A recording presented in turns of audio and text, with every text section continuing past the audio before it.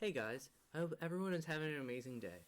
Today I'm making a new modded Terraria series. I've installed a bunch of content mods like Calamity and Fargo Souls mods along with a bunch of quality like ones like Main Miner and Best of Both Worlds, which gives me both the Corruption and Crimson biomes. I would like to ask if you all enjoy the video, don't forget to hit the like button and subscribe. It is free to do and you can unsubscribe whenever you want. Without further ado, let's get straight into the video. This night, I try to focus on building a platform to fight bosses at my base, but I get sidetracked when I realize I need to fight Skeletron tonight. This fight was a lot easier than I thought it would be. I didn't even need to focus on the hands at all, I just focused on the head and the hands went down with it. And just like that, Skeletron was dead. After successfully defeating Skeletron, I magic mirror back to my base so I can finish up my boss platform. I start out by flattening out all the land and chopping down the trees so the land is perfect to place down the platforms. And with the power of YouTube magic, the boss platform is complete. I then take a look at the boss log and notice the next boss up is a giant clam, and it's located in the sunken sea. This means I need to go to the desert biome and essentially dig straight down. I won't die, I promise, lol. On the way down, I'm lucky enough to find some ore and chests that I'm able to loot. I then reach the sunken sea. I then look at my map so I can see the giant clam and finally beat it. It took me forever to navigate to the dang clam because of all the blocks around it were so difficult to break. But once I got there, except for it giving me a little jump scare with me not knowing where it was, and it teleported a few times to ground pound, it wasn't that difficult. I am soon able to defeat this giant clam, and then we see a little merchant. It's like a little seaman guy named Amadeus. Amadeus is a useful NPC that sells sunken sea gear like helmets and other useful stuff from this biome. Then I magic mirror back to my base to deposit all my goodies from the clam. I go back to the boss log and find the next boss, the Cursed Coffin, which is found in the sand pyramid in the desert biome. This boss requires an urn of soul, which I was lucky enough to have the resources to make, and then I head to the desert biome to fight this boss. This boss holds nothing back by sending a huge sand shockwave on the ground right off the bat. Luckily I was enough to be able to avoid it. Another one of his attacks are these black orbs that it sends out in a circle around him. He also uses his shadow hand to try to grab you. It's not fun. In his second phase, along with the sand shockwaves, he sends out black ghosts to attack you as well. This phase also introduces a cursed spirit which holds you in place so they can't do anything for several seconds. But other than that, it wasn't much harder than any of the other bosses. I defeated the Cursed Coffin and received an Accursed Charm, which is an okay find. It increases life regen and debuff depletion, but you have 10 less defense. I also find the Sisyphean gauntlets, which slowly, and I mean slowly, hurls out a giant bullet that does a lot of damage, but unfortunately it's so slow that the damage makes it still so much worse than my already great flamerang. Once again, I magic mirror back to my base to deposit the Cursed Coffin loot and look through the boss log yet again, and had the realization that all these bosses are kind of easy, so I should be fine going straight to the Wall of Flesh, right? I will soon realize that this was a horrible idea.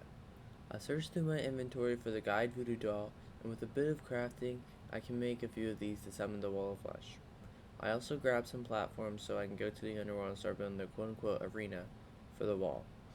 I then dropped down the elevator and start building the platforms. Building the platforms in the underworld were quite tricky due to the sheer amount of fire slimes and voodoo demons.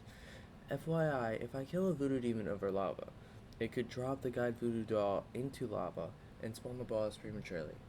I then realized that would be a heck of a lot easier if I used dynamite to blow up the buildings in the underworld. I head back down and start destroying the buildings. I head back up to clear my inventory since blowing up the underworld drops a lot of items that fill your inventory quite quickly. I also return to turn my dynamite into sticky dynamite by adding just one piece of gel to each piece of dynamite. Sticky dynamite makes it so much easier to throw and explode the buildings. I then head back down to the underworld and realize that normally I fall really slowly, but with the slime mount, it makes me fall so much faster. Next I get back to working on the platform for the wall.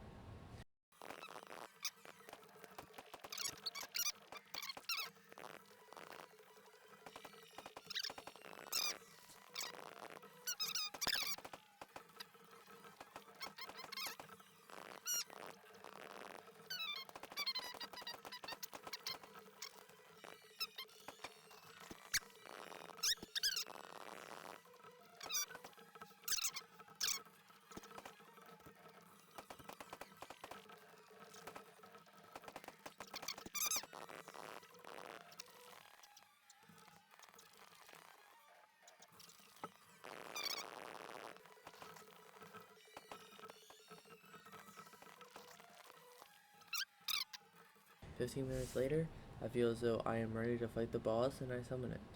This is when I made the scary realization that my flamerang isn't as strong as I had thought it would be. The fight starts out okay, but I realized that the flamerang doesn't have great pierce, and the wall is moving a lot faster than I had remembered. Before I knew it, I was out of platforms and just hopping from house to house. And not after long, I was dead. I go back to my base to see if the weapon is the issue and not the lack of platforms. I grab the lightning rod from my storage and attempt the wall of flesh one more time.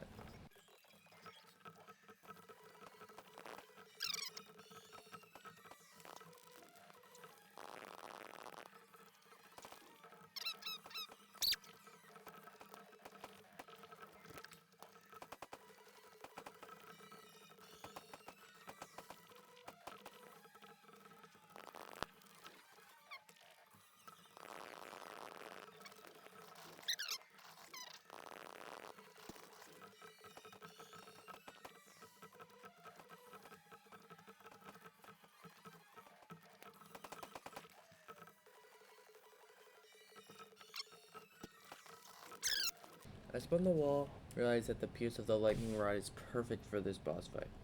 Not only does it pierce, but also summons lightning above the wall to deal extra damage.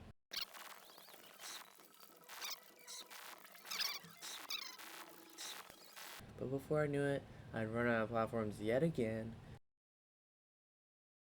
and struggling to break through the houses to keep running, I was dead. I teleport back to my base and start to head towards the dungeon to see if any of its loot would be helpful against the wall.